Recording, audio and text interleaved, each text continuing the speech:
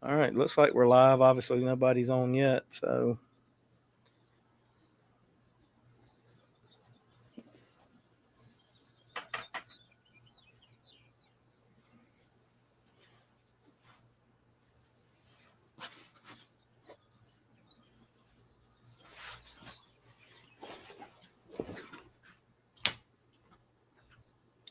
Yeah, I'm gonna go ahead and fire up my stick just the same. I think it's 100 degrees in the shade here in Alabama, bro. It's not that hot here, man. I appreciate you though. That's all good, man. It's nice out, but it is warm. Yeah, Michigan's been kind of it's been warm here. I'll tell you, Michigan's one of those places where you can get all four seasons in a matter of a week or two. Oh, no kidding. Yeah, you can go from you know torrential rain to that southern 100-degree heat. I mean, it's just crazy the way it's up and down. It's the Midwest for you, I guess. Right. Midwest. Man, you got me jealous with all that short barrel over there. I'll tell you what I do have. He just brought these. Like, he just showed up with these. I have fell in love with this recently. I just picked this up last week. And this is a store pick of the Peerless Double Oak Rye. I did one with Harry. They're fantastic. And for me not to be a rye guy, I really enjoy it. I keep saying I'm not a rye guy, and everyone keeps saying you're sure to drink a lot of ryes. Well, I say I'm not a wheat guy, but you know what? There are some wheats that I like. So I think for comparison, I'm gonna pour this short barrel cigar too from last year, and then we'll compare it to these newer batches here, just so I've got an idea. I told Clint I wanted to try all of them. Didn't know I was going to be able to get all of them, but they're all. Pulled this out here from good buddy Laz, man. What is that one? This is the K45047 from Laz, that Suburban guy. So okay, K45 obviously is the high rye. So you're looking at about 45% rye on that. So says to the me, non-rye guy. It's like a boo rye. You know what I mean? Yeah. Man, my flies out here like crazy. This looks wild. And so we're both gonna smoke on this Caldwell Chico that you sent me, right? Yeah, we're gonna check it out.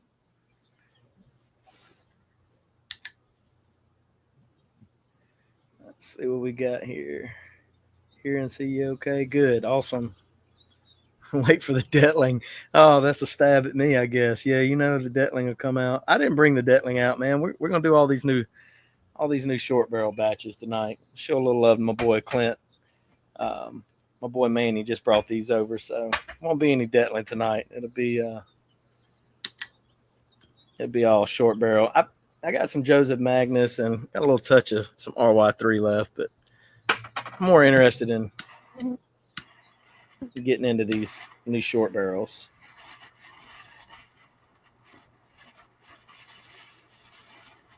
Yeah, I'm definitely looking forward to that. And if you got anything coming up with them, let me know. Speaking of, I've been checking my email every day. I haven't seen anything yet. Talking about the Detling? Yeah, man. Yeah, those have shipped. They're in distribution's hands, so we just gotta wait, man. Hurry up and wait. I'm waiting for it to get to the distributor, and once they do and they tell me they've got everything inventoried and give me the link, then I'll start disseminating that to folks. I'm chomping at the bit like you guys. I was there this weekend. I actually got to see the bottle and obviously couldn't pop it and try it. So they had some contingency bottles there. Okay. That's not bad at all, Joe. I appreciate that. That's all right. That's nice.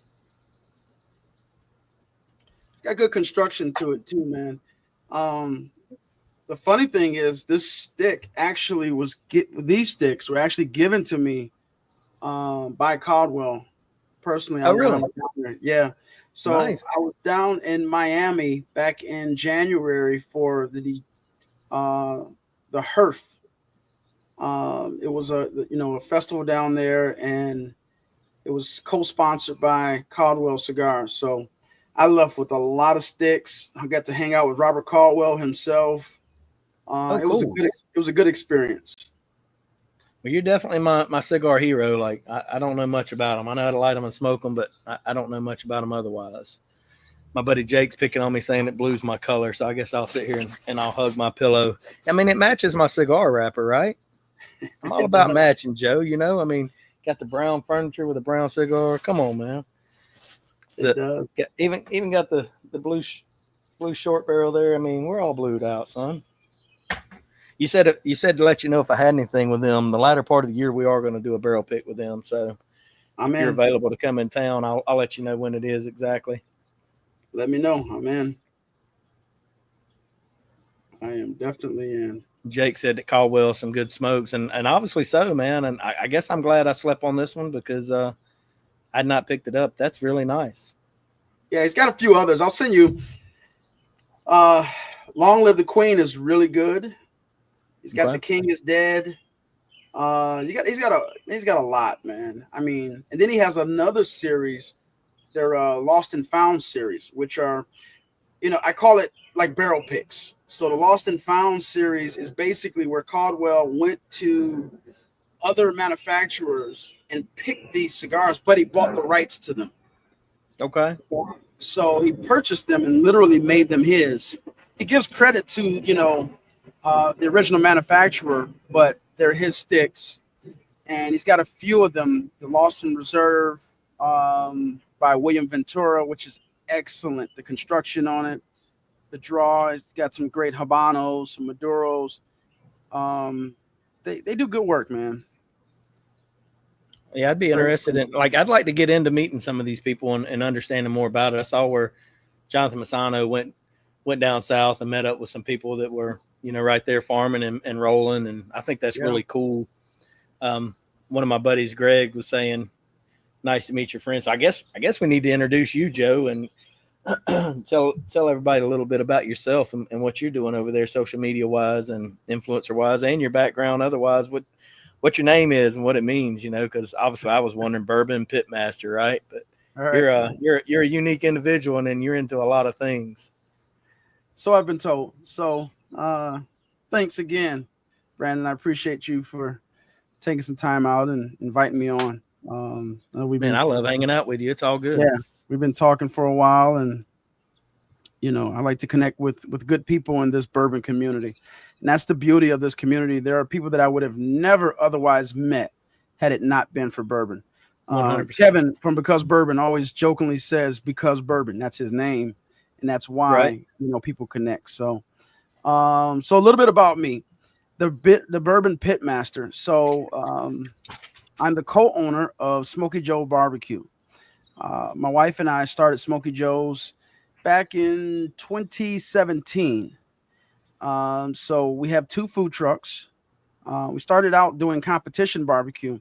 In 2016, I entered into the largest amateur rib competition in the state of Michigan. Oh, wow. And I was the dark horse in that race, and I won. So Dude, that's first awesome. thing happened when I won is folks came up and says, "Where are you located?" And there were 30 teams that competed. Let me set the stage for you. There were 30 teams, and some of these competitors had trophies as tall as you, man.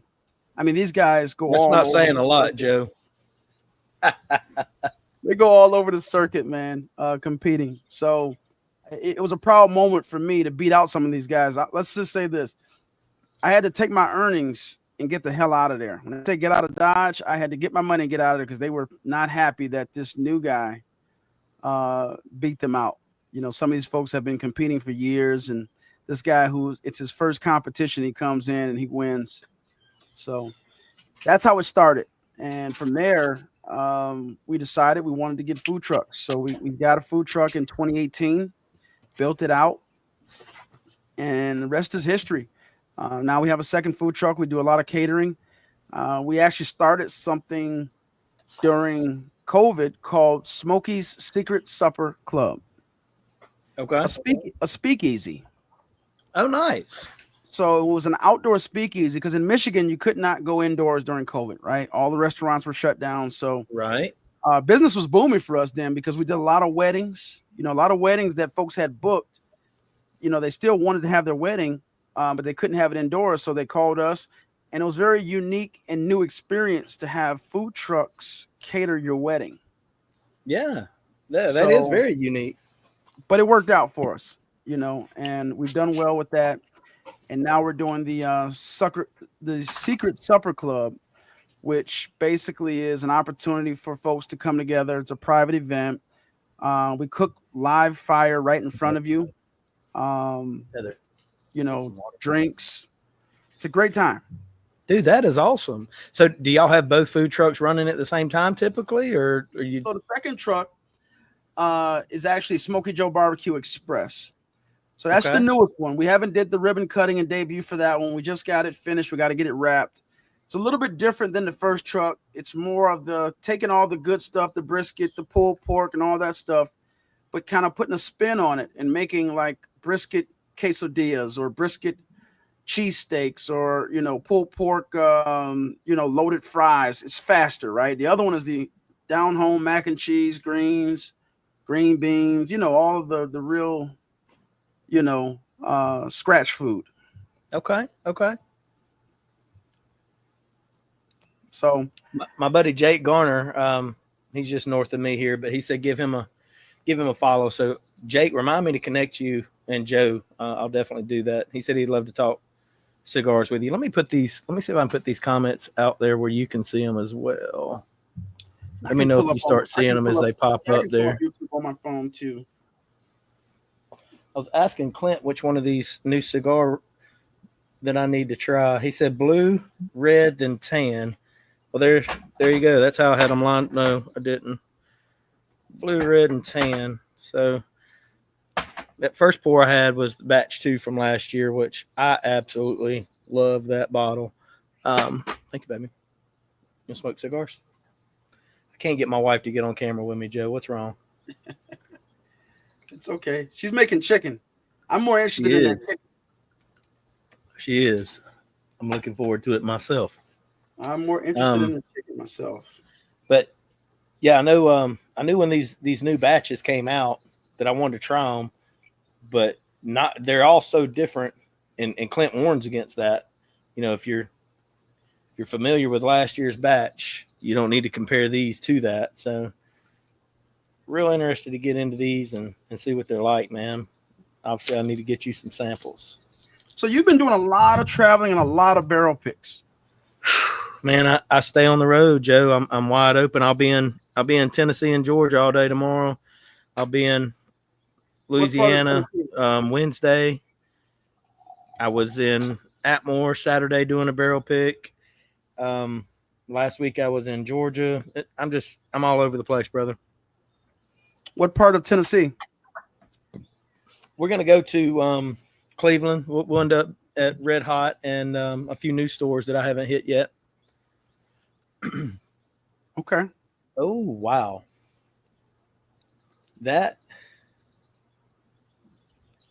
smells like maple syrup, like wide open. That's very nice. That kind of reminds me of the Sap Squatch a little bit. Okay. That's nice. Surprisingly, I did like the Sap Squatch. And again, I'm not a maple fan, right? But I did enjoy the Sap Squatch. Me too. I'm real sensitive, I guess, to some of those finishes, like the bee's knees. To me, it was just too honey forward. So I chose the Sap Squatch over that. But man, I really love the double oak. That's a very good one. They're doing good stuff. I love double oak, man. As you can see, that's a fantastic bottle. Peerless don't miss, man. And that little statement on the bottom of the bottle, that's what makes me the happiest. Made in the USA. It's loud and proud. Yeah. That's good stuff, man. So there was another one that I saw you've been spending a lot of time with. Is this Crittenden? Yeah, Matt Crittenden. He's out of Kiln, Mississippi. So Matt is he's an attorney by degree. Went to Ole Miss, got a law degree, and practiced maritime law for several years, and decided corporate wasn't for him.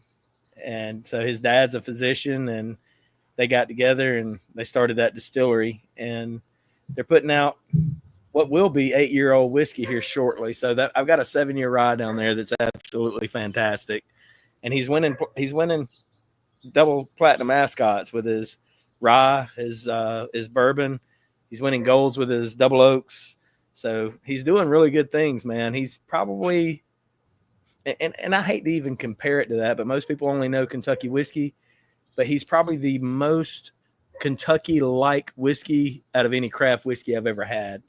Really?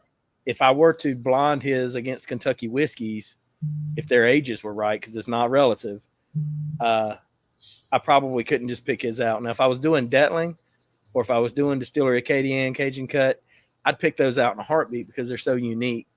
But Matt's is just, man, it's just quintessential good bourbon. Yeah. Okay.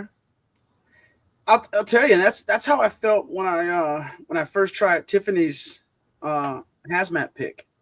Whew, the Broad Branch. Oh man, dude, forget about it. That they are doing, they're working magic over there. And the fact that they're making their own juice is commendable. It is, and their ryes don't miss, their bourbons don't miss. Now, I haven't had their 100 proofers. I haven't had any of their finished stuff, but I know the one barrel that Michelle got, maybe the one, is it a 153, 159? It's something crazy, a rye. The barrel was it a sherry barrel or PX sherry? I don't know, but it was scraped and recharred before the rye went into it. So it's not necessarily a finished whiskey, maybe more like a double oak rye. But okay. I can't wait for those to come out. I'm excited. But no, Broad Branch, hands down. I'd have to say that Crittenden, Detling, and Broad Branch are my 3 absolute favorite craft distilleries, hands down. Like, there may be another out there making their own juice that's that good. There may be. I'm not aware of it yet. Yeah. So when you said making their own juice, so obviously we know that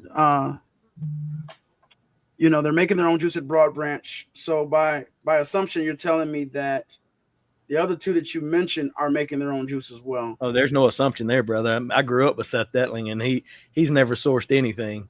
He contracts out to the fields that he grows his own grains on. Now, he does import his chocolate rye from Germany. I took a picture over that this weekend. I was born in Germany, so I thought it was pretty cool to put my pick on that German rye. Okay. But no, Seth has always made his own whiskey. Like the went broke, he a couple times, but he put his whiskey out at like 21 months because he had to start gaining some capital, right? And he needed revenue.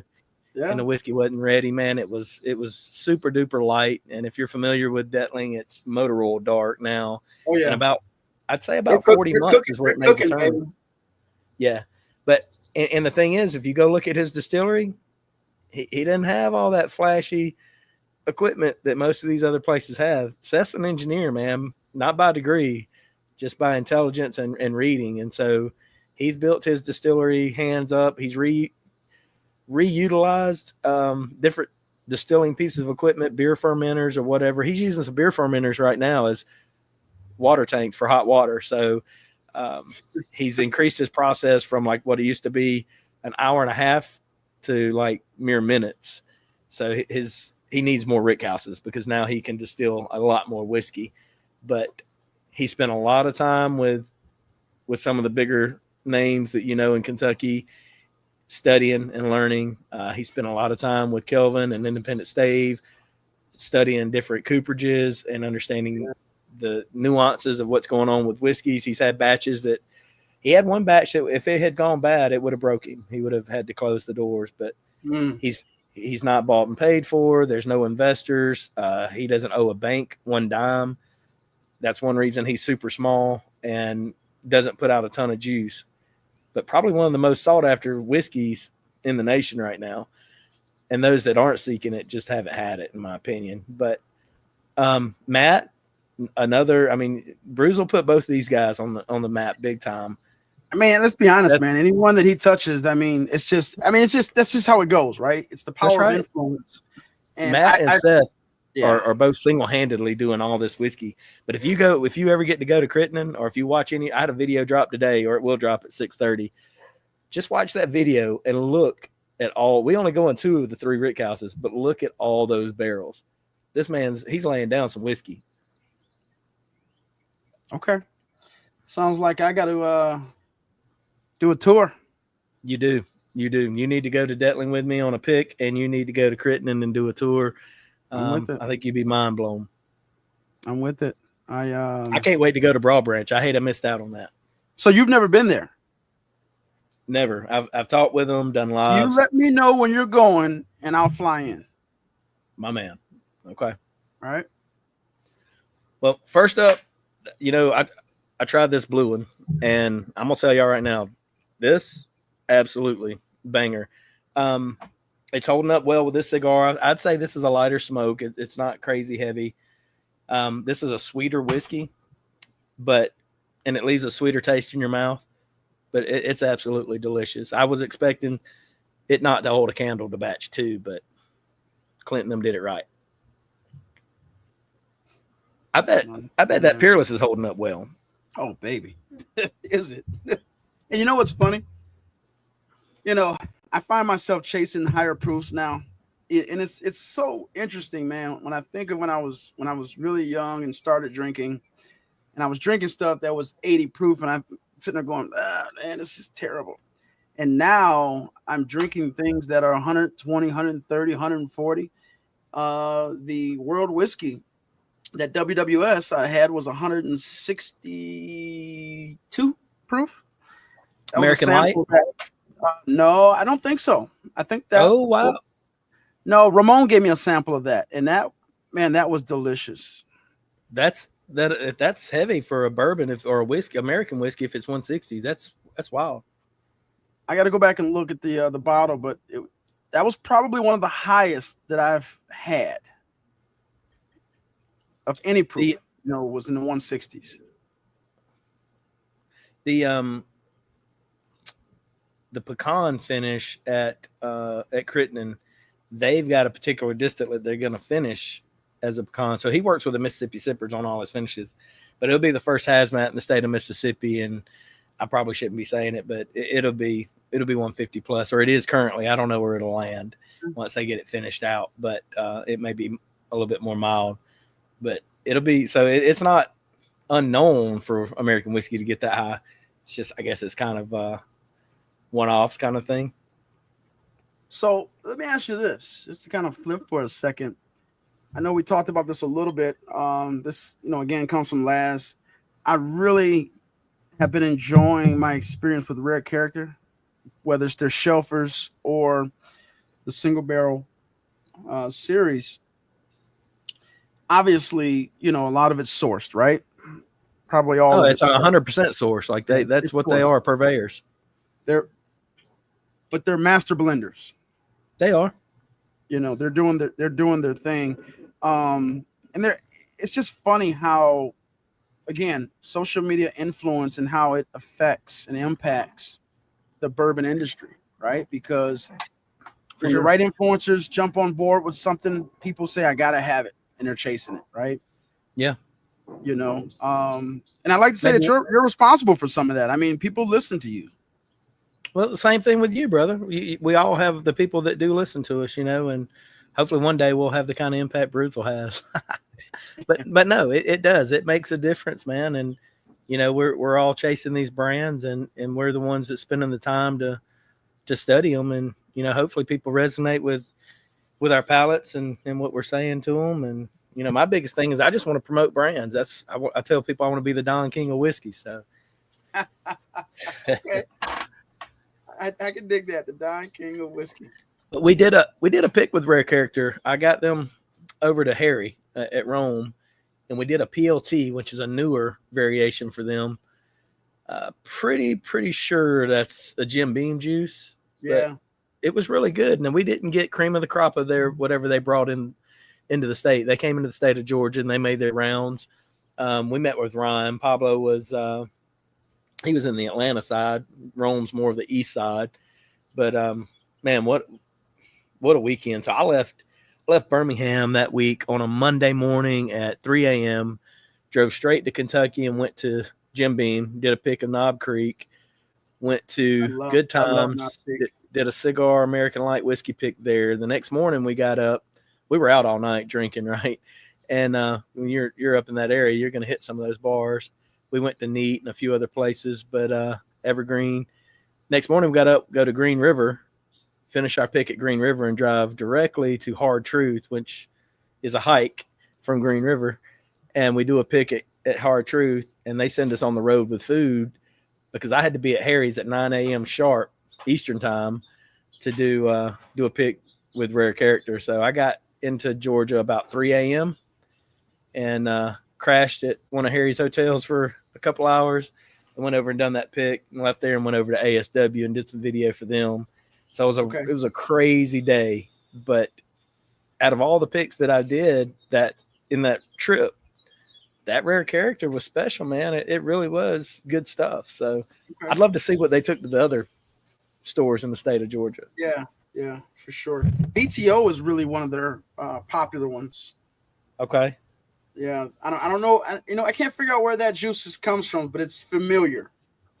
Right. Yeah, it should be. I think like they're all. I'd love to know that story. I hate that there's NDAs and some secret behind all that non-distilling stuff, but it's just like, I mean, let's be honest. I mean, Bardstown the same way, and I love Bardstown. 100%. Bardstown, great blenders, but I'll tell you, Disco 11 tastes real familiar. Really? You can't tell me there's not any turkey in there. I hadn't had it, so I don't know. You haven't had Disco 11? I've got 10 and 11, and I had a pour of it. Man, I knocked my ashes all over me. When I was in Kentucky last year, but I haven't had it recently, so I couldn't say. I did hear a rumor for somebody that went to Bardstown recently that their stills aren't running. That's got me wondering what's going on there. So I mean, we all know they started outsourcing, right? They come in with a ton of capital. They started sourcing, then they started distilling, and they weren't going to let their distillate out till it was 6 years, and the origins come out at 6. And by all means, they did the right thing. It was good. Yeah. But if their stills are shut down right now, like there's a lot going on, Joe. And I'm just really wondering. I mean, we went to Hard Truth, and a week after leaving there, the girl that showed us around loses her job due to a cutback. So there's a lot going on. So this is the I didn't study all these, so I don't know the different gauge numbers on these, but this is 114 proof. This is gauge 36. This is their red one that I'm about to try. And I feel like it's much lighter than the other one. Maybe it's not. What's the age on it? You know, I'd be lying to you, Joe. I don't know if I even brought my pawpaw glasses out here. Let's see. These literally just showed up like about 5 minutes after you and I got on here, so I haven't had a chance to even look at them. I don't know. Armagnac, cognac, rum, tawny port. They're not age dated. Distilled in Kentucky and Indiana. So obviously we know what we're doing over there. We're blending some stuff. Yes. And I think when you blend, I told somebody the other day, I feel like blending is the equivalent of what I would call a mutt dog. You get the best characteristics of every dog put in that.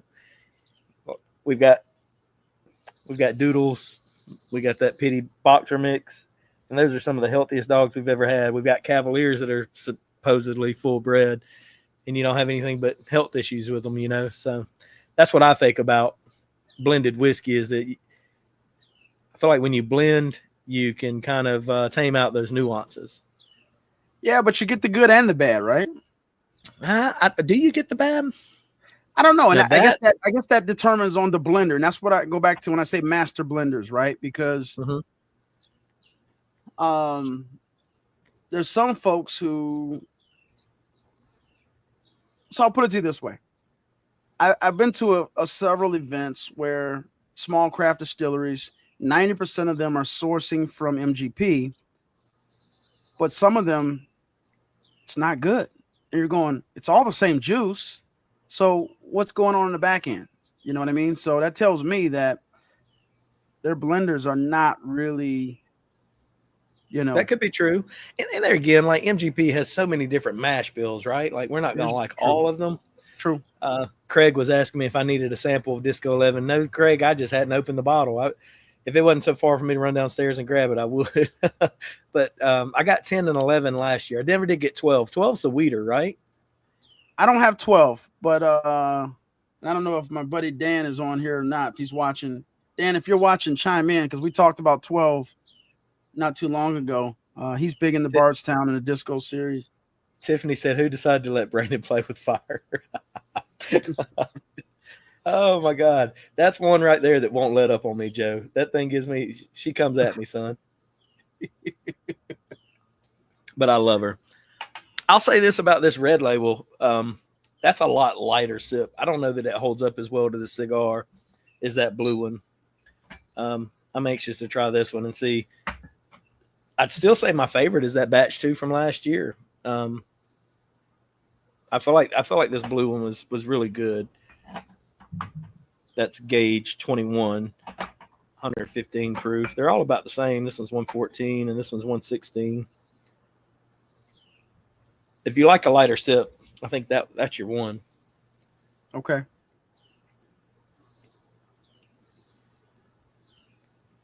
Are you enjoying that stick? Dude, it's really nice. I used to think I wanted the dark wrapper, the spicy, like wanted my lips to tingle with them, and wanted that real bold flavor with them. But I'm getting to where I think now I like the Espinosa cremas or ones that I really like. I'm liking that one. Probably a sin to say it, but I like some of the Cuba acids. I like the lighter smokes now. I just don't like to have that strong aftertaste later. I don't like my mouth tasting like an ashtray. So I'll tell you, there's some tricks for that as well. Okay. Keep yourself some tonic water around. Okay. Some seltzer water. Keep some of that around. I'll tell you, a few swigs of that, it'll really help that. Okay. It'll take that away. I smoke them all, right? I smoke Maduros, Habanos. I smoke them all. Not so much Connecticut's. I'll tell you, when I do Connecticut, it's a breakfast smoke for me, right? But I'll tell you this, when it comes to cigars, don't let the wrapper fool you. Okay. And I think the same can be said for bourbons, right? True. Don't let the color sometimes fool you. You think that darker whiskey is going to be better, and you grab an American light whiskey, and it throws you for a loop, right? There you go. So it's the same thing with cigars. Don't let the wrapper fool you. I've had some wrappers that San Andreas wrappers are phenomenal. You look at it and you're going, oh man, that's not a dark wrapper. You take a couple puffs and you're going, whoa, knocks your socks off. Not a dark wrapper like M&M, or what do you mean? I had to do that. Sorry. Meanwhile, one of the stores I'm going to tomorrow, store owners hanging out with Jay-Z and Beyonce today. How you like that? Wow. Yeah, and said it like it was nothing, like almost like it was inconvenience because he wasn't going to the home run derby instead. Yeah. Wow. Like, man, who has it like that? So you a baseball fan? Not necessarily. I don't dislike it. I don't follow it. I got you. I guess because I was never any good at it, so I despise it.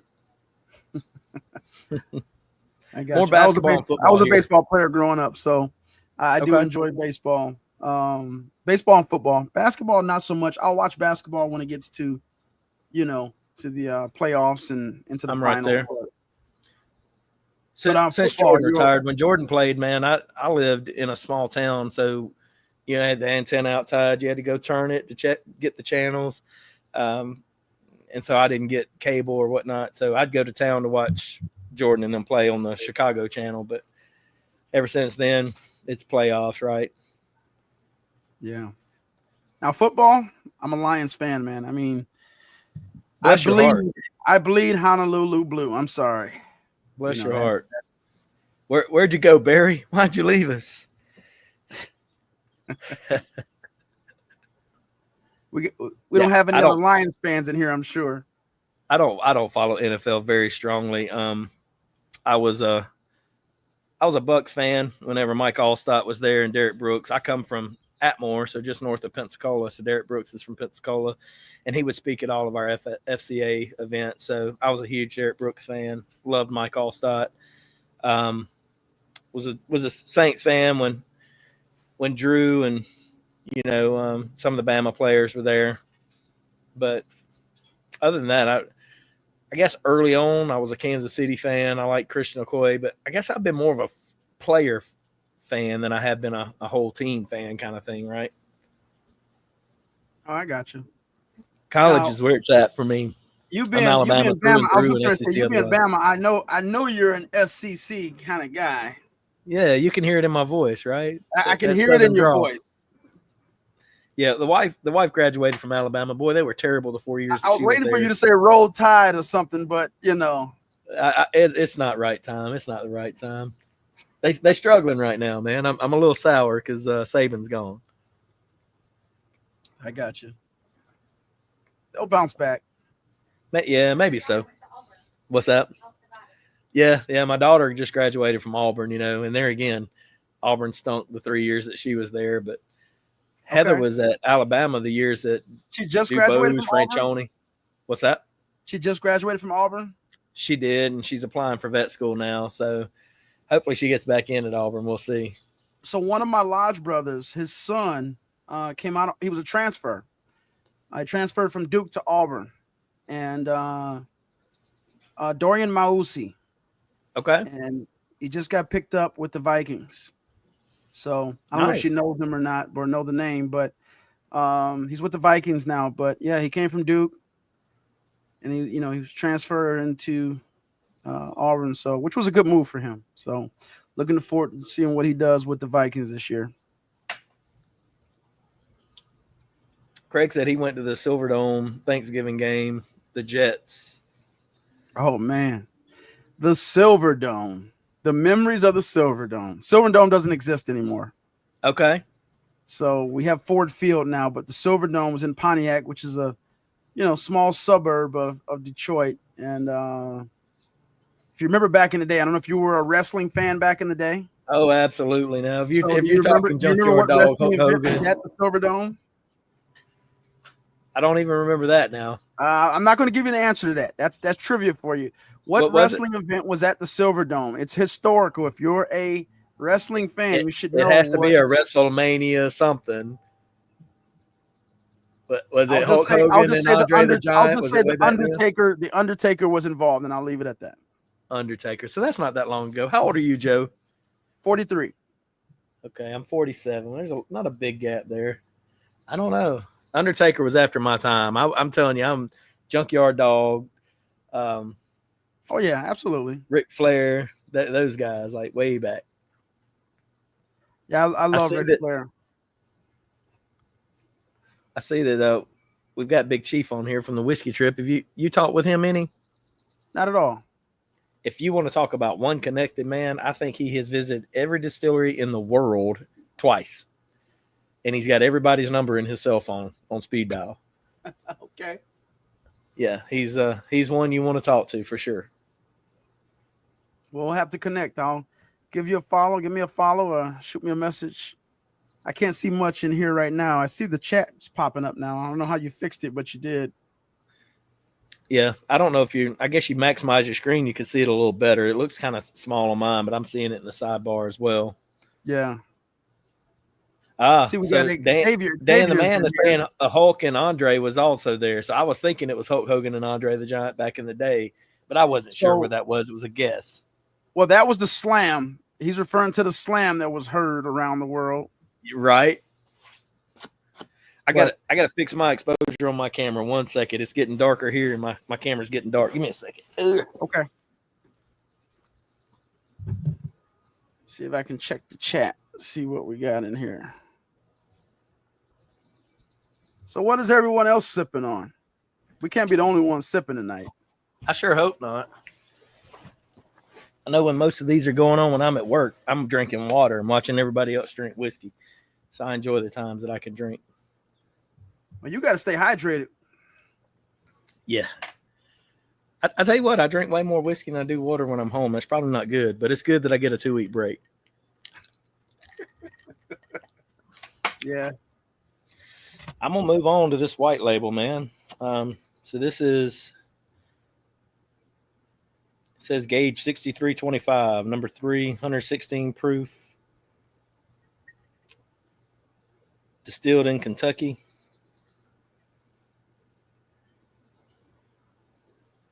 They're all finished in the same type of ports. I guess they're just different whiskeys that are finishes. I'm glad that Manny showed up just in time for this. This worked out That was perfect, perfect man. timing. Yeah, it was. So that's the bottle that I'm going to get, right? Yes, this white one is, he had an extra, so he's going to make sure you get that. Okay, what's the proof on that one? 116, so it's the highest proof out of the ones that I've had. Okay. Pretty sad pop. But okay, we will see. So far, that blue label has been my favorite, but I'm still liking that batch too from last year. I'll wrap it up after a while on the Joseph Magnus, because that's my all-time favorite. Yeah, I'll have to get a sample of that batch of Joseph Magnus from you, and I'll for sure see which one I have, and I'll send you a sample of this one. What's funny is Nancy actually responded to my post about this batch some time ago when we talked about it. I'm also a huge fan of Nancy Fraley, period. Okay. You and me both. And you talking about her responding, like she's good about that, right? She's so personable. But that woman is a genius. I mean, and having conversations with her and understanding her background and understanding how, she didn't start in bourbon. That's right. She didn't start in bourbon. So and that's evident in the work that she's done with Joseph Magnus, more especially with the Murray Hill Club. With their special releases, the batch 1, 2, 3, and 4. And that number 4, I don't know if you've had it, but man, it's like apple pie. Come on. It's like apple pie with the Calvados cask. Okay. And I thoroughly enjoy it, thoroughly enjoy. And you can see the influence of where she started from coming through on that, right? I mean, Calvados, that apple brandy, right? Cognac, that's her background. That's right. And brandy and cognac, they're kissing cousins. And Armagnac's not far apart, but it's not. She told me she tends to like the Armagnac more, and I think I do too. She was telling me that was the difference in the Joseph Magnus batches. The earlier batches prior to 100, probably way sub 100. And then the 220, 230 plus, she had more in between there. She had a lot more cognac and sherry influence. Yeah. But before and after, she had a lot more Armagnac and a lot less cognac and sherry influence. And I tend to like the earlier and latter batches. But she's definitely, you talk about flying in, you probably should go to Broad Branch next week. Unfortunately, I won't be able to go, but she's there. Is she? Mm-hmm. So I do know that her and Don have a connection. Don went to some of her classes. He talked about that when we were there and how he learned the process from her. And, he went to her training. I don't know, was it ADI or I can't remember, but he went to one of her classes down there. I think it may have been in Texas or somewhere. I can't remember, but, he speaks very highly of her. And Don's very good. He is good. He's very good. Don is very good. He's a good guy. I don't know if Tiffany shared with you the story of how we got to this pick that's getting ready to drop. And she's got a birthday coming up. Is Tiffany, when's your birthday? Is it next week? It's coming soon, brother. I know it's coming soon. She's wanting it to drop on her birthday, and the labels are kind of an issue there. But hopefully they come in time for it to drop on her birthday. So I'll tell you about a little bit about that experience with that pick. So, going into it, man, we had our samples out in front of us, and we really liked the first one, right? And the last one was an hazmat, so it was the highest proof. The finish just stayed there, right? But we really liked the nose on the first one, and we're like, man, if we could just have that finish with that nose, we'd be in Right. heaven, right? Yeah. So out of nowhere, I don't even know. I don't even know how it was initiated. If I don't know if Austin said it, if I said it, or Tiffany said it, but we had a conversation and we're like, what if we blend them? So Tiffany walked back to Don, who was sitting at the bar. I walked over there behind her, and you know, and I'm co-signing for her, like, hey, let's do it, let's blend it. So he said, give me a few minutes. He came back, he blended them 50-50, and we were like, whoa. It was like Stag 22A. That is making me so happy. It was like Because I Stag haven't been a 22A, Stag like fan, but cherry that's cola. my favorite. It was cherry cola. I mean, it's good, man. And at first we're like, we don't want to lose the proof, because the last sample that we had, when we were doing the pick, was over 140, and the first one was probably about 135 or so. So obviously, blending the two, you're gonna come somewhere in the middle, right? Right. Yeah, I ended up around 138, 139, somewhere in there. I think we were around. I think we may have been around 137. I'm not sure. I'd have to check. I know she's and all of that just doesn't matter. It's a label thing that people chase, but I'm not gonna say proof doesn't matter. Concentration of flavor matters, right? So you can go on a barrel low proof, come out lower proof. Detling's a prime example of that, and still have tons of flavor. And apparently, we were. So the thing was, I texted Tiffany. I said, "Can you let it sit for another month?" Thinking that sometimes if you let it sit for another month, it may proof up, right? And she says, "I don't want to risk it," right? And I get it. It made total sense. She's like, "I don't want to risk it losing what we got." Yeah. Right. It's because you don't know, it could change profile on you. It could change profile on you. So she's smart like that. She is. Tiffany's awesome. So she made an executive decision. She pulled it, and I'm glad that she did. I'm super excited for it. Can't wait to get my hands on the bottles. I'm just jealous that you got to try it, and I think the only reason I hadn't got to try it yet is because I hadn't been able to get to South Carolina, but to see her. But hopefully I'll get up there. We could always meet up at Highwire. That's another stop that I got to make. You do need to make that. She took me there, and I mean, that's crazy. Like, just red corn. Yeah. And that is delicious whiskey, bro. It is. And their double oak, in my opinion, is really good. It just has a real good, clean finish to it. Good flavor. They're great people. Great people. And what they've done for red corn in general, because it wouldn't be like if people like them hadn't have, fostered bringing it back. But you definitely need to get by there. Yeah, it's definitely on my list. I just did a giveaway. She said 139 was your final on that Broad Branch. Okay. But, there again, people chasing hazmat to say that it's hazmat. Come on, man, give me a break. Like, put the whiskey in the glass and drink it and tell me if you like it. But and at the end of the day, that's what matters, because the other concern that we had initially was that some people are going to have reservations because it's not a single barrel anymore, right? Now, mind you, Broad Branch had never did a blend before. If it goes back into a new charred barrel, it can be a single barrel because you just mingled them. So there's nothing against that. Now, if it goes back into a used barrel, at that point, you have to call it double oak. You see what I'm saying? It can't be a single barrel. But you don't have to call it double barrel or double oak if you go into a new charred. So you can mingle the juices.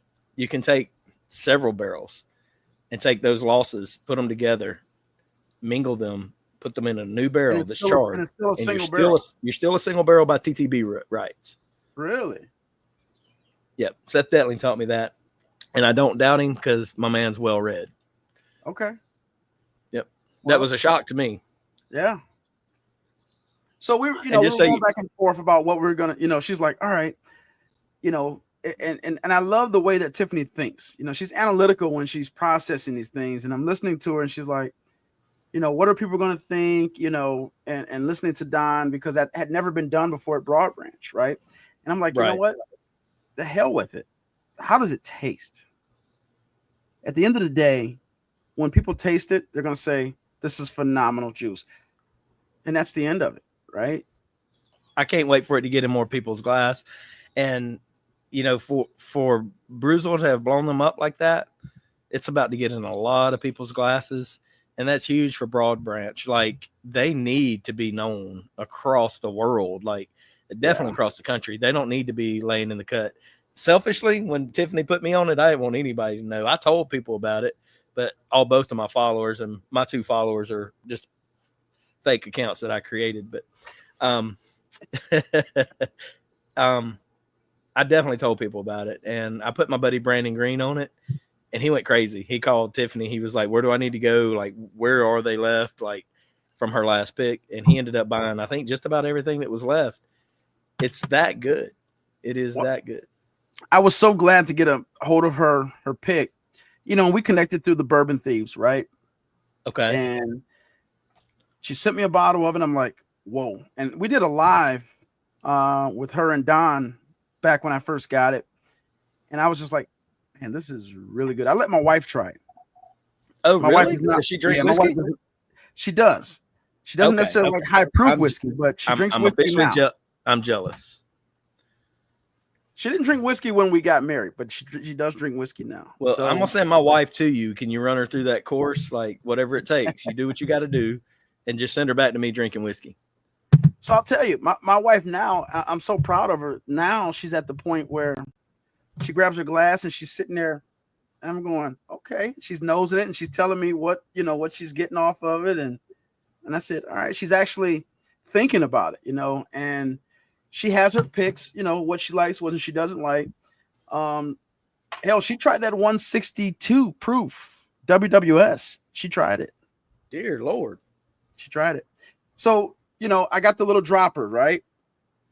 And she keeps one of those around. And I tell her, use it. You make it comfortable for you, whatever it takes, right? If you need a drop or two, whatever it takes. She's not putting ice cubes in her whiskey. She's drinking neat. I mean, God, hey, I'm telling you, man. What's your address? I'm sending my wife to you. If I got a box at a fitter, I'll send her. She's gonna bring a big suitcase, maybe 3 or 4, but yeah. I'm sending her. Now, you were talking about Penelope earlier. Surprisingly, she does like sweeter stuff.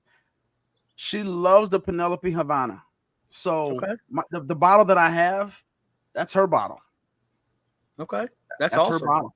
That's her bottle. I tried the wife on Rio because I thought that might be it.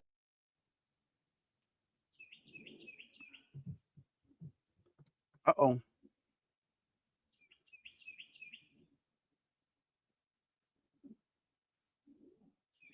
I don't know if I'm still live or not.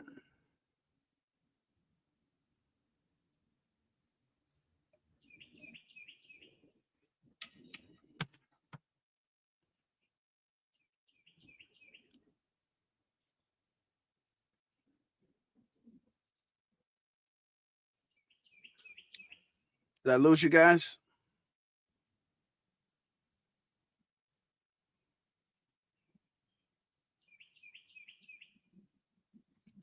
The wife cut his feet. I wonder if it was the comment about putting her in the box.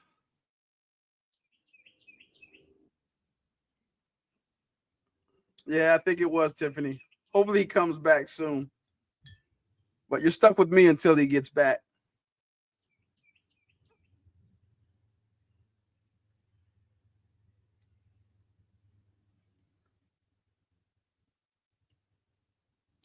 Yeah, I'm super excited, Tiffany, for your I can't say your pick, our pick, right? Because I was a part of that. I'm super excited for that. I've been bragging about it to everyone. I may have to get more than one case, so we'll see. I know some of my folks in my bourbon club are on here watching now, so it's really good. Dan, what are you sipping on this evening?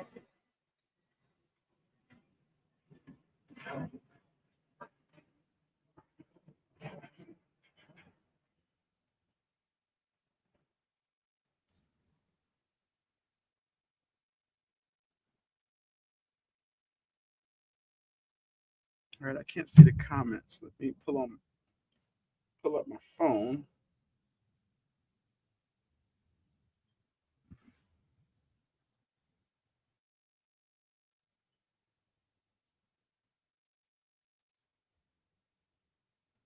see what we have here. If I can get comments. So I can't see any on the screen.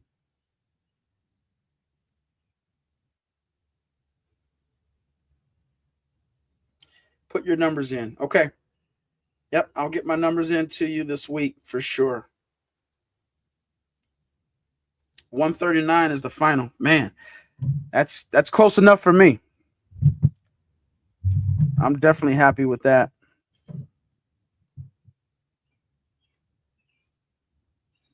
Yeah, she may have kicked him out. No, man, rookie mistake. My computer Man, we went thought, dead. hey, we thought your wife threw a brick at you or something when you talked about putting her in a box. No, a rookie mistake. I didn't have power to my computer. Thought the battery would last, and it didn't. So I just ran downstairs, got the extension cord and the power block, and now I'm like, but I'm back. Well, glad to have you back, man. We were just talking about. So your wife's liking the Havana, right? Yeah, she likes the Havana, but I mean, she likes several things. Honestly, she's, surprisingly, the new riff pick that I did for a store up here earlier this year came in about 117.8 proof at New Riff. New Riff's another distillery that I think is underrated. Agreed. I think they're underrated, right? And I love their story for one, right? Me if too. You've been there, you know the story, what they had to go through from going from a liquor store to a distillery and building that wall along the Ohio River. Like, he spent a ton of capital just to get that thing up and going, right? And the fact that he turned the store over to the employees, I mean, that says a lot about his character, right? Because he could not. She's signing off. I don't know if she can still hear us. She said, "Love my boys. We love you too, and good luck on your interview, Tiffany. We'll see you. Talk to you soon." And speaking of Nancy, we'll do a little bit of Nancy in here. Man, you're gonna make me go. All right, I'm gonna have to go grab Nancy as well. You're forgiven. Go get it. I already had to log off for however long. I just dived into this rare character a little bit, but I'm gonna grab some of that. So what's the deal with the rare character that you've got there? So do you know Laz? Who? Laz, that Suburban guy? I don't. Okay, I'll have to connect you guys. A really good guy. He's out of Texas. Well, I can't say out of Texas. He spends half the time in Texas, half his time in Florida. He's a really, really good guy. And he does a lot of picks. He's done several picks with Degenerate. Do you know Degenerate? Yep. So he's done several picks with them. They did a Buff Turkey. They did a Buckner's 15-year. That was one of their picks. He's done several picks, but I think the store is Pearland that he deals with now. So that's who he ran this pick through. But Last is a really good guy. This is good, man. So like I said, 40. I'll send you a sample of this. Okay. 45% rye. So it's a high rye, right? And I enjoy it. I enjoy Rare Character. I mean, I enjoy their shelfers. I have another pick from MDP out of Florida with I don't know if Sean was on that one. Lion's Den. Man, wow. Yeah, that Sean's man right man. there. I need him. Man. I need him to peep game, because my man puts out a post of a cockroach on the floor and he gets 10,000 likes. Like, oh yeah, absolutely. He's got it. Sean's the man. And we talk often, man. He's kind of become a mentor for me in this bourbon community and just navigating things. And I want him to mentor me too. Then hook me up. Yeah, he's given me some great advice. And for him to tell me, he says, I love your content. He says, I actually enjoy watching your content because I learn things from it. It's not just entertaining. It's actually informational. So that awesome. Meant a lot to me, For sure. Coming from him. It did. Seems like he's got at least 2 or 3 bottles over there. I mean, he don't buy all the high-end bottles, I mean, he might have some $4,500 bottles, but not the real high-end bottles. Yeah. He just lines the Stags and GTSs, and he's got them all lined up. The old Carters, like, good Lord, he's got all the old Carters. There's nothing that he does not have. Yep. And he's got the following. And I haven't ever really talked much with him, or like we talked through, like, you like my post, I like yours, we comment. That's about it. So I haven't really had a chance to really kind of meet him and talk to him, but man, he's got the following and he's got the social media going. I'm gonna send him this. I don't know if he's gonna be able to chime in. I just sent it to him the live, so who knows? He may comment in there. But he's a really good guy, man. He's doing great things. He does a lot of picks. His pick was one of my first introductions to dark arts. We haven't talked about dark arts much today, No, and I don't but know. I'm mesmerized by them. Yeah, so I'll tell you, Macaulay, they call him the alchemist for a reason. From my understanding, he worked with, I want to say, Wilderness Trail. His background was Wilderness Trail, I think you're exactly right. and Kimmy, who I've connected with some time ago. She works there now, Kimmy Douglas, and she's doing her thing over there. And I'll tell you, dark arts is phenomenal. I mean, it's just phenomenal, man. I started with one bottle. I think I have about 7 or 8 of them now. They sent me a couple to do a review. There was one they did a battle, and it was between Bourbon Knights and the Bourbon Junkies, which are the two guys from Michigan. I don't know if you're familiar with Evernorth. Yeah, and Okay. and the girl off of Bourbon Night, she left and went there, right? Correct. So Bourbon Knights is kind of no more. Yeah, well, it's new, right? It's revamped. Yeah, if you want to call it that. Yeah. Yeah, yeah, So, yeah. but they did a battle, and it was, they sent me 2 bottles, and I did a blind on them. And actually my wife did the blind with me. And we tried both of them, and we both agreed that Bourbon Nights was the one that we settled on. I Okay, love the Bourbon Junkies pick just the same. So they were both with the Mazanara cask, okay, which the story of Mazanara to me is unique in itself, right? The Japanese oak. A very coveted thing. You don't see too much of it. I think some folks are starting to dabble in it a little bit from what I'm seeing. right. I just Okay, saw, I think Bardstown may have did something recently, one of their releases with their distillery releases. You know how they do the cathedral, and I think they just dropped another one maybe a week or 2 ago. But Mazanara is new to me, and I enjoy it. I definitely do. Dark Arts also, they play around with Armagnac, right? They play with the Armagnac. you're talking my speed right Um, there. I told you that. yeah, I'll tell you, I didn't like Armagnac at first. It's grown on me, and I do enjoy it. I didn't know I did either, but apparently I like it more than cognac. Apparently, what Nancy's telling me about these batches, right? So Yeah. I would love a connection with Dark Arts because I don't own a bottle. I've had a few pours, but I'd like to know more about them I'll and send you. like to I'll get send you known. some of the samples that I have. Obviously, because you can't get those anymore. Sean's. I'll send you Sean Lions Den. I'll send you his pick. OJ Lima also did a TSR, Taste Select Repeat. I think that may have been my first bottle that Kimmy secured for me, and that was really good. And then there's another group out of Florida, the Shelf Clear Society. They sent me a bottle to review. Okay, All 3 of them are very distinct, but very good. awesome. Okay, Tiffany, best of luck to you. I don't know if that message that just popped up is new or if you're already gone or not, but Yeah, love you that's back. older. That's older for sure. Okay. Ashley just commented. I don't know how long she's been in, but she's somebody that I've met recently and somebody that I think that Tiffany and you also need to know. Ashley is amazing.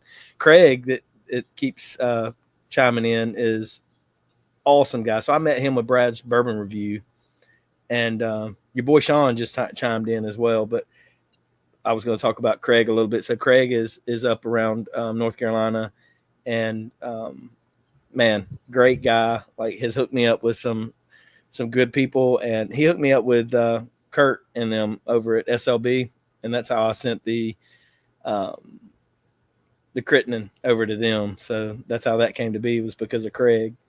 That's how Brad got his stuff over there too, from Conviction. Okay.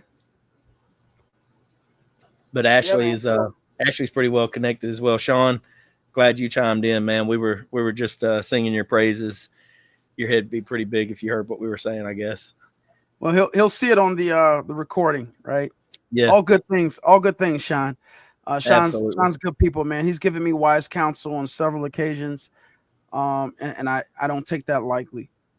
So I'd love to connect with him for sure. yeah, he's a good guy, and he's got a good palate. On top of being a good guy, he's done a lot of picks, and I can't wait until his JD pick comes out.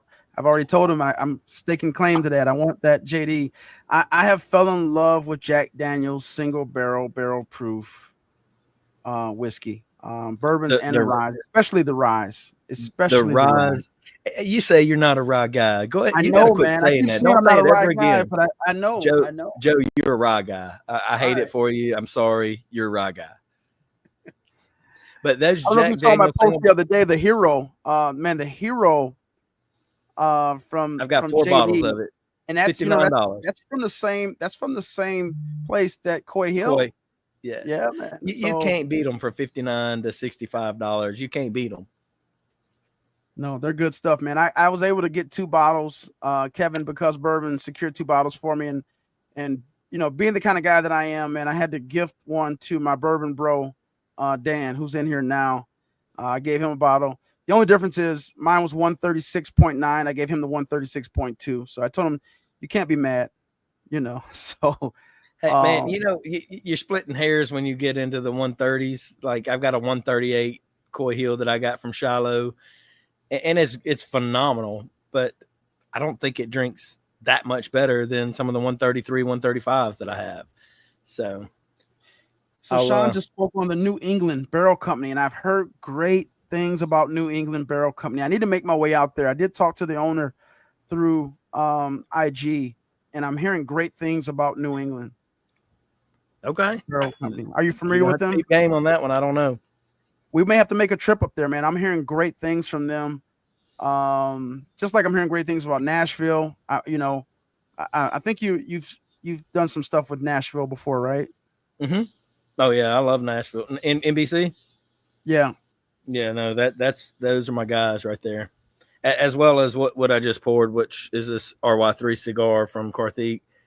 That's another. He's a true soldier, man. He's doing the Lord's work in my opinion, because I haven't had a bad RY3 yet. Again, purveyor, blender, like So you may have just told me. I was on the fence about getting the RY, the cigar. I saw it let recently. me send you some samples. And Harry and I did a pick. I brought RY3 to Rome, and Karthik sent some stuff, several different things over, and we ended up with a Madeira. You can't, I know of, you can't do the cigar as a pick, but unfortunately now my sample's gone. I'm gonna have to open my bottle, but RY3 is doing good things.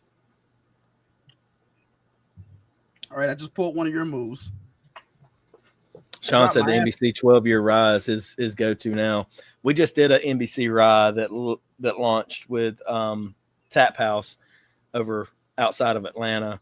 That's really good. But man, I'm gonna tell you right now, that Blom Brother rye that I have, I think I probably got, I don't know, 18 bottles. Sean's laughing because he's probably got 700. But NBC is the truth, man. They're doing the thing. I want to battle them against Southern Collective, but Southern Collective has a lot more American light whiskeys, so it's not what and what. Tell me more about Southern Collective. So unfortunately, I don't know a ton about them. We went there one day after we did that pick with Tap House, and we had picked 2 bourbons and a rye whiskey with Tap House that day. And so, and then you go tasting at their bar at NBC, and you don't leave there with any money in your pocket, nor are you sober. So obviously I had a guy driving me, but we ended up at Southern Collective, and we just walk in. Like, I'd never been there, didn't know a thing about them, and nobody's up front. They're all in the back tasting through barrels, and this huge dog comes walking out, looks like Turner and Hooch, and I'm like, I'm about to die. Dude just walked up and started loving all over us, and his name's Bernie. And we walked to the back, and they greeted us like they knew us. Hey, what's going on? Y'all want to try some whiskey? Sure. And so they were trying through a barrel that Fred Minnick had just picked, and they had a sister barrel right next to it. And so what we had tried mostly there was some of their rye and some of the American light whiskeys. Very good stuff. Totally different profiles, obviously, than NBC. But they hold their own in Nashville. Southern Collective is something that you need to go by and see. They don't have a huge like area there. They're not like big horse and pony show, but they've got some good whiskey in the back that they've either blended or rebarreled, and I'm a fan. That's about all I can say about it. So they're sourcing, blending, just like some of the others that we've talked about, and doing good things. Okay, I got to get some of that. They're not in Michigan, so I got to get my hands on it and check it out. So I have to get some samples. Sounds like I got to get you down here, and I've got to come up there, man, because both of us are missing out on some things. Let's do it. We're talking two different languages here tonight. Let's do it. And I want to know yours. Hey, man, I'll show you that there's good barbecue in Michigan. I know that you probably are biased and you think that, us Northerners or Yankees can't make good barbecue, but I'm pretty mean on the smoking. You just told me you went to a competition with 30 competitors and you won as a newbie, so I can't doubt you, bro. And that was you're right. So, Southern barbecue for me is the way. I mean, people talk, Kansas City barbecue. They talk Texas barbecue. I don't throw shade at any barbecue, but Southern barbecue for me is the epitome. Like that is my baseline, if you will. So do you do a white sauce? Well, I will, but like on a smoked turkey or something. But as far as like on pulled pork, I'm not crazy about the mustard sauces and that type of stuff. Or the that was my next question, because I know that mustard sauce is big in the Carolinas, big in Georgia, and big in Alabama. I have a mustard sauce. I have a gallon of mustard sauce from Alabama here. I think it's called Annie something. Not sure. I'll send you a picture of it, but for me, I am about barbecue like I am about a steak. Sauce is okay, but I shouldn't eat it. If you come to my house and I grill a steak for you and you ask for sauce, I'm offended. Yeah. That's just on the steak side. Now, barbecue is a little bit more forgiving because it's understood. Yeah. But I should be able to eat your pulled pork and not need a sauce. Yeah. Is the way I look at it. Facts. Brisket for sure. Now I'll tell you, my folks are from Kansas. My dad's from Kansas. Okay. My grandparents are from Kansas. So, for me, when I do barbecue, most of the folks here, they want a sweeter sauce, and I give them what they want, right? They're paying money for it. Yeah. Me personally, I like beef brisket, beef ribs, but my favorite is what I call the beef candy, which is your burnt ends, man. Man, forget about it. Forget about it. And so I'm not going to throw shade at any of it because I like it all. But I prefer brisket and I prefer baby back ribs and pulled pork. Okay. Outside chop. So baby backs. All right. So, in the Midwest, it's more of they either full spare ribs or the St. Louis cut, right? And the reason I got into St. Louis, obviously doing competition barbecue, that's what you turn in, right? That's the staple of competition barbecue. I'm certified as a Kansas City Society judge. So okay, you're taught to look for, those things when it comes to presentation. And, when you look at presentation, you're looking at the St. Louis cut ribs because it's perfect. I mean, it's uniform, right? As opposed to a full spare rib, you're getting all the meat, but not pretty. Dude, I know in show it has to be about presentation. I don't care about presentation. Put it on the plate.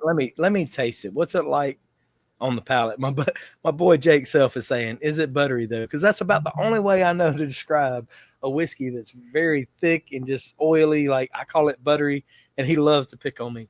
But I'm that way about barbecue. Like just put it on the palate and let me see what it's like. I don't care what it looks like. I actually prefer a dry rub. I like Memphis style ribs. Memphis, they're known for their dry rub, no sauce. And I'll tell you, you get all the flavor. I love a Memphis rib, and they use baby backs in Memphis too. What about them Central City barbecue wings? Have you had those? No. You need to go visit Old Dominic, and you need to go to Central City, and you need to get some wings because I've never had anything like it, bro. That's the Okay. best wing that I've ever had. Smoked, Okay. barbecued, and then dry rubbed with their seasoning. Forget about it. Now, one of the things that I do also here that's pretty favored is I do a smoke fried wing. Smoke, then fried. Yeah, I flash fry it. So I smoke the Make me wings. dance. So I No smoke them low breading, and right? slow. You just No flash bread. They're fried naked. it. They're naked. They're flash fried, and then they're tossed in a light sauce, just a light drizzle over them. You know, I use a pan or a bowl to toss them, but they're smoked and fried. And fried just kind of crispies it up, man. I'll tell you. Yeah. They're pretty popular. I would love to try. I mean, just what you've told me so far, I know that I need to try. Yeah, you got to try it all, man. Now, one of the things I did mention is, pork belly when you get it to the candy, right? So we talk about burnt ends, beef burnt ends, but you can do pork burnt ends just the same. My boy Dan was talking about. He said he does a killer pork belly burnt end, and that's my absolute favorite burnt end is a pork belly. Like, oh yeah, forget about Dan. it. That's my guy right there. He was at my house a couple days ago, and he had to do it. He's a veteran, so he had to do 4 briskets and 4 pork butts for his veteran group. And he said, "Hey, I don't have enough space on my hey Dan, on my pellet smoker, so I'm gonna come over there and use your your real cooker." And we got it done. Hey, if you ain't cheating, you ain't trying, bro. You know what I'm saying? There I'm it pellet is. smoker.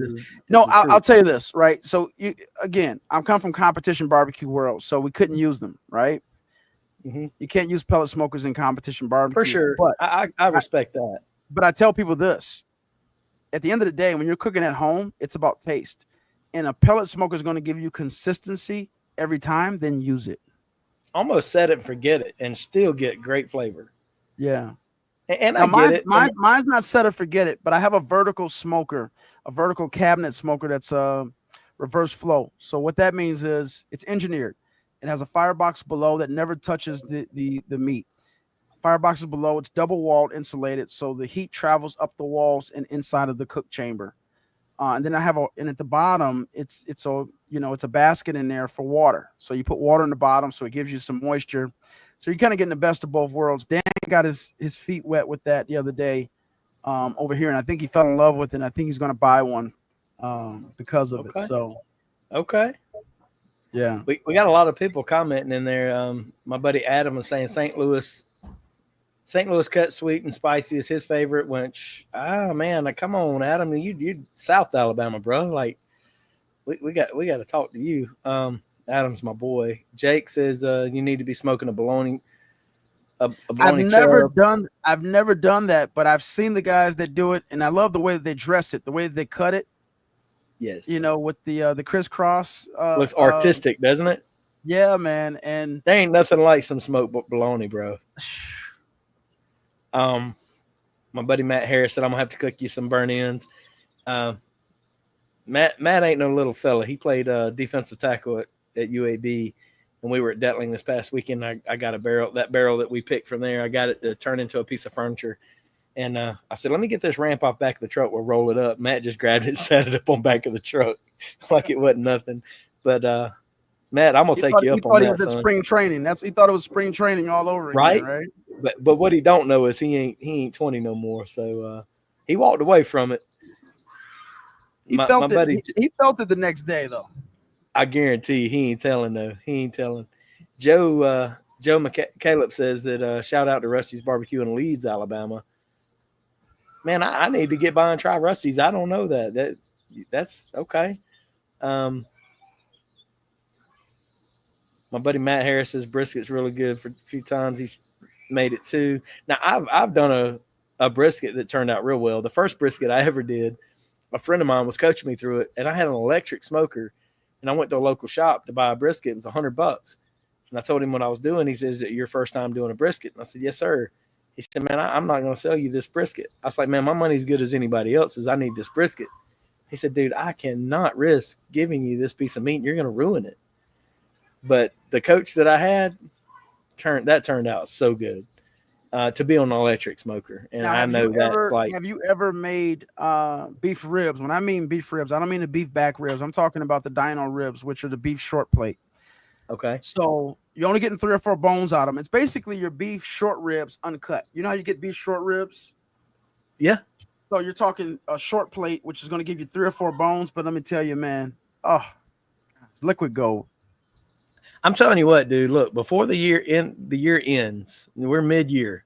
Before the year ends, I'm coming to see you, and I'm gonna need you to put up. I'm gonna need you to show what you're doing there. Put your money where your mouth's at. Because I believe you, but I'm gonna test you. I want to see what's up. And I'm not gonna say I can outcook you because I'm just the eater, but I want to see what you got.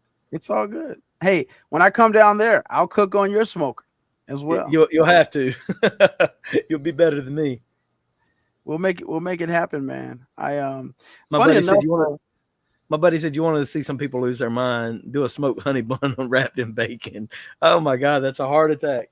It is probably delicious. Listen, I was telling you about that candy bacon. So the pork belly, right? So essentially, I'm taking pork belly and making bacon out of it. Yeah. But you're cutting really extra thick slices. Okay. Put a nice rub on it. Drizzle it with some honey, and let it smoke. Oh man. Mm-hmm. Candy bacon, baby. Pork belly is where it's at. I'm gonna go back to this one. So Joseph Magnus, for me, cigar wise, is the baseline, the epitome. Like, you got to match up to that. And the only thing I've had so far that matches up to that is that batch 2. Okay. Have you got into any of the whiskey war from High Bank? I have not. You said that earlier. That's what I'm saying. We're talking languages that don't match. I have their cigar. I'm gonna grab the bottle real quick. Hold on. Okay. Go for it.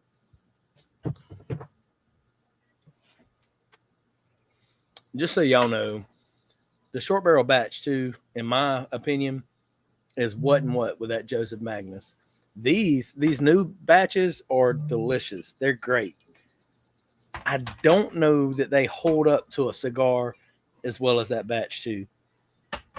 And I've only got one more bottle of that batch 2 left, so I'm a little bit sad about it. But these are good. Short barrel's not missing, guys. If y'all were able to get any of these, go crack that bottle and let me know what you think.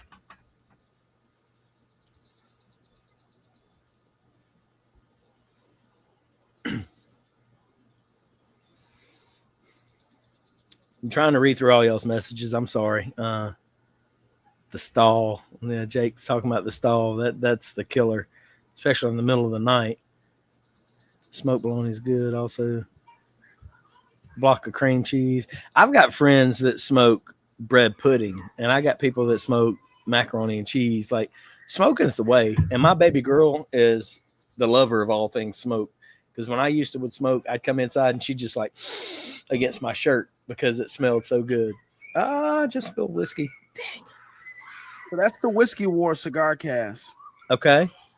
So what's their story? They're coming out of Ohio. So the story with High Bank, which is interesting, from my understanding, they talk about Prohibition. That's where it started, right? 12 miles from the High Bank facility. The story was back then.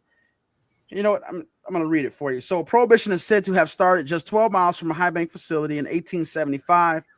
A man named Henry Corbin took a chance and opened a saloon in Westerville, Ohio. Not once, but twice, the saloon was blown up. It was said before the second explosion, he came outside to address the protesters with 2 pistols drawn. The single act is believed to have ignited the whiskey wars of Prohibition and launched the Anti-Saloon League. Unique batches inside our expertly blended whiskey wage war with each other, and your taste buds come to the victor. So it's a unique story, right? Right. You had folks who were loyal. Are they distilling? Are they sourcing blending? What are they doing? You know, I'm not sure if they're sourcing, but they're out of Columbus, Ohio. I'm going to say they are sourcing because it says blended and bottled by High Bank. Right. Not saying NDP. But it says blended. It says what now? Blended and sourced? Yeah, it says blended and bottled by High Bank. Okay, 100% source whiskey, which is I'm good with that. Yeah. So this But it particular doesn't one, say distilled in Indiana, Kentucky, or anything. it does not say that. Okay. I got a question on here about the Crittenden Stogie. So while you talk about that a minute, I'm going to run downstairs. I'm going to grab my Stogie batch and bring it up here because I'm curious. They're wanting to know how it holds up to this Joseph Magnus. And I'm betting. And I wouldn't grab that as well. My man. All right. Which one is that? This is Batch 207. 207. I think I was in the 250s, right? Is that what we said? 285. Like I'm way up there. Let me go grab this real quick. Me and you, Joe, mate, we may talk all night. Hold on.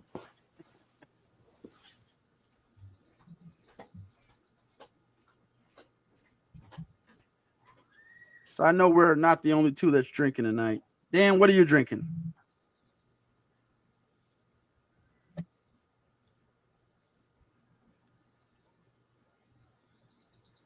So I'm looking down at my phone so I can see your comments because I can't see them on the computer here.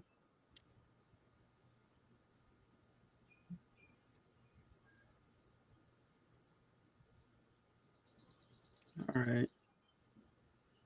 So has anyone had Whiskey War before?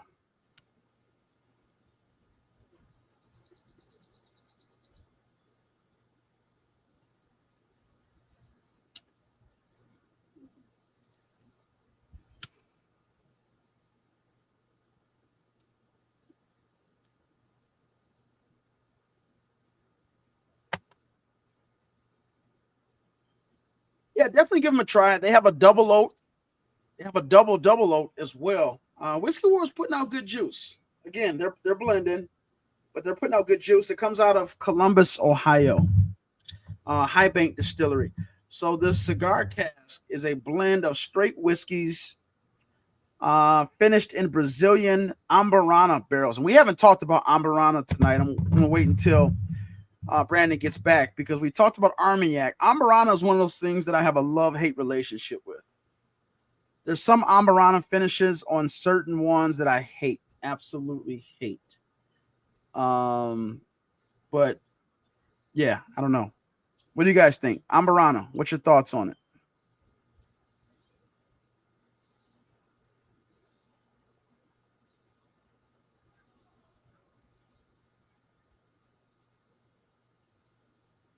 Has anyone had Ambarana finish whiskey before?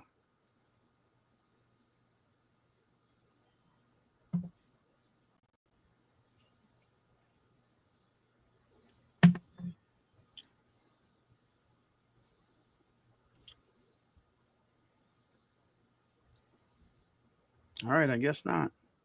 Disco 11. All right, Dan, that's what you're having now. Disco 11.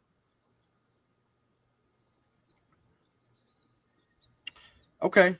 The double oak whiskey from Mash and Drum. How is that one?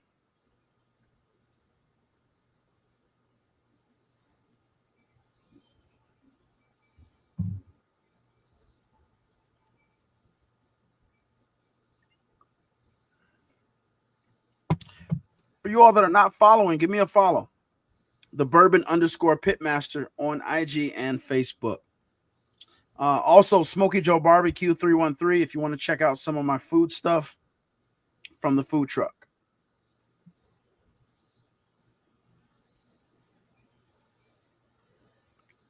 I don't like the Rio. I don't know. I couldn't get with the Rio.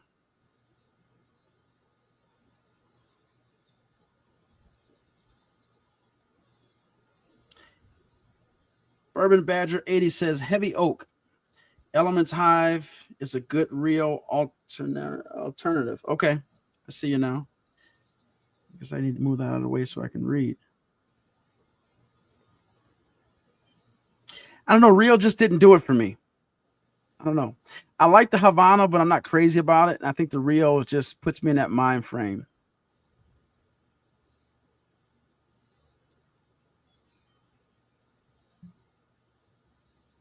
It's just real desserty. Yeah, Dan.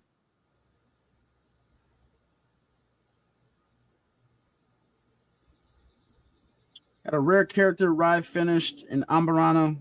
very different. So many flavors. It was tough to figure out. Yeah, I agree. And I was gonna wait till Brandon gets back, but that's how I feel about the RD1 Amburana. I couldn't get with it. It tastes just like it smells, and it was just off-putting for me.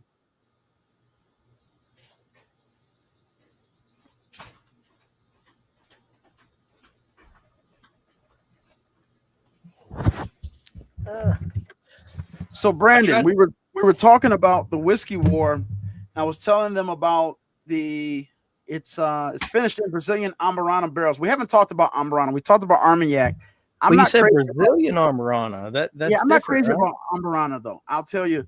And I think I had a bad experience with RD1. Okay. I didn't like the RD1 Amburana. Man, I wanted to try to find my Disco 11, and I found the 10. I didn't bring it, but I did bring this one. This is a crazy Mississippi sipper finish. I need a bottle. I need a bottle of that, man. You've been talking about that for a while. Well, I got access to it, so I'll grab you one the next time I'm by there. I need you to remind me, man. The color on that alone. The Mississippi sippers don't miss, man. And this one right here, I mean, just listen to this. A blend of bourbon whiskeys finished in cognac, Armagnac, ported barrels, finished in añejo tequila barrels. Like, I did a short on this. It's a 5-year bourbon finished in all that by the Mississippi sippers. And this thing, I'm afraid it may get crazy on that Joseph Magnus because it's got a ton going on. It's deep. It's dark. Y'all have to remind me, did I have Joseph Magnus here or did I go back to short barrel? I thought you went back to short barrel. I did. Darn it. I don't have another Glen. Make room. I'll make this my last one. This is the Joseph Magnus. I'm going to do Joseph Magnus in this left glass, and I'll do... Dude, I don't know how many reviews I shot today before I met with you, and now I've been out here and then gone run the gamut. I'll be staggering tomorrow. You're going to sleep good tonight. And I still got to go get dinner with the wife, so this will be my last one, and we're going to go get some dinner. I got to be up at 4 a.m. to head to Tennessee. Oh, baby. All right, so this is Joseph Magnus here, and this is that stogie. Because Adam did this to me. Adam, it's your fault, man, if I get alcohol poisoning. All right, so we'll do a little touch of stogie first. I mean, Joseph Magnus. I'm not drunk. I'm just drunk. That Joseph Magnus is just so good. The nose on this Joseph Magnus, this 207 is good, man. I mean, it's great, man. Like, Nancy did her thing with those. Even the legs on it. I mean,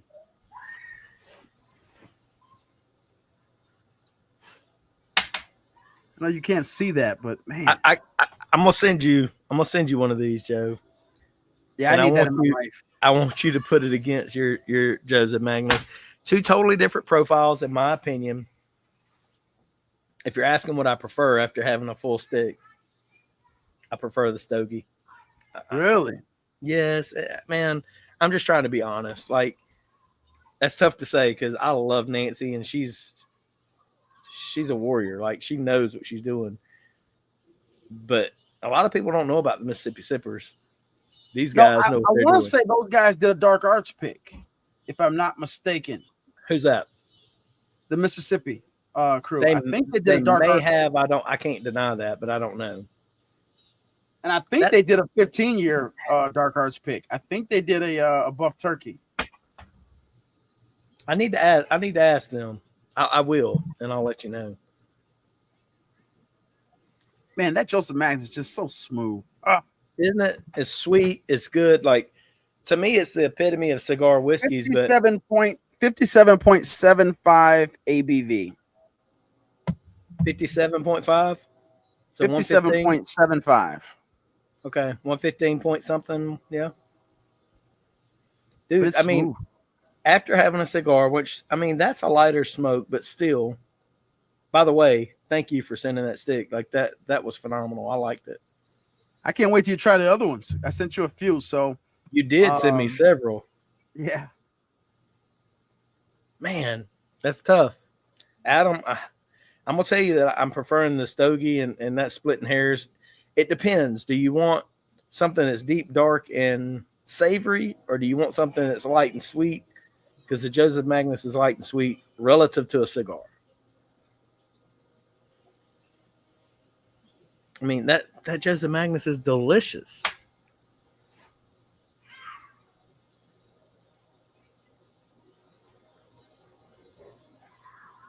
I wonder.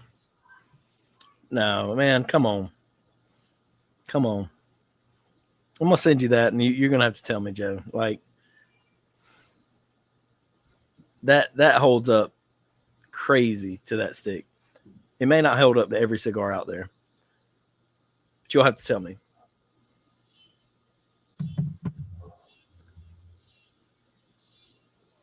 That's I don't know wild. about your mosquito. I don't know about your mosquitoes in Alabama, but I'm we on a got screened in porch, man, so I'm okay. some mosquitoes here in Michigan, man. That I think you sent them up here. I did. I sent them right after you. You did. I wouldn't do that to you, Joe. I wouldn't do that to my worst enemy. We have mosquitoes down here that can stand flat footed and breed a turkey. So I wouldn't do that. They're big mosquitoes down here. I thought mosquitoes were the worst thing until I spent some time. I was in training. I spent time in Georgia back when I worked, for the government. I did some training down there, and I'll tell you, man, those sand fleas down there in Georgia and in Carolinas, I don't wish those on my worst enemy. The gangster, son. I went when I first started working down in Fouchon, Louisiana. My dad was down there, and I was raised in South Alabama. Mosquitoes are horrible down there.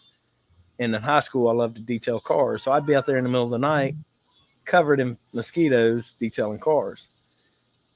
And he told me when I started working in Fouchon, he's like, man, you better stop by and get you some long sleeves, and you need to bring bug spray. I was like, for what? They can't be worse than mosquitoes where we're from. He's like, dude, these gnats down here are just flying teeth. Well, I didn't listen to him. I showed up down there in short sleeves acting like I was all big and bad. And the first 3 nights I walked away covered in red whelps where those gnats would just eat you alive. It's bad stuff, man. Man, we could do this all night, man. We're gonna We have could, to, and I know you got to go get dinner with the wife. We've been an hour and a half. I was cutting this off at an hour, but you and I could probably talk. This was organic, as they say, right? It just flowed, Yeah. man. I mean, good energy. This definitely won't be the last time. You give me a reason to make a trip down there. My doors are always open, bro. You just let me know when you're coming. If I'm in town, I'll make it happen. You gotta make sure I'm looking to come up there. You're out on the rig, you know. Yeah, that's right. As long as I'm in town, you're good. And I'm gonna start managing my calendar a little better because, like you said, I'm wide open. The wife and I were laying in bed last night, and she's like, "Look, I just need you home with us more because I'm going offshore 2 weeks, and I'm gone chasing whiskey 2 weeks. Yeah. So I'm never home." And she and I were supposed to sit down last week and do a video about my 1-year anniversary, just to kind of tell the truth and let everybody know what it is that I've been doing for the past year. People say they see your hustle and what you're doing. They do, but they don't see it. They don't. It's 24/7, Joe, and it's affected family life. It's affected all kind of things, finances, all of it. You're preaching. And I'm sure it's the same on everybody. Right now, brother. My wife constantly tells me that I'm too busy. For sure. You know, I mean, if you're doing the government work, you're doing barbecue, you're doing whiskey chasing, like. So I retired. I left the government. I retired from the government, but I feel like I'm more busy. So I do consultant work now. Okay.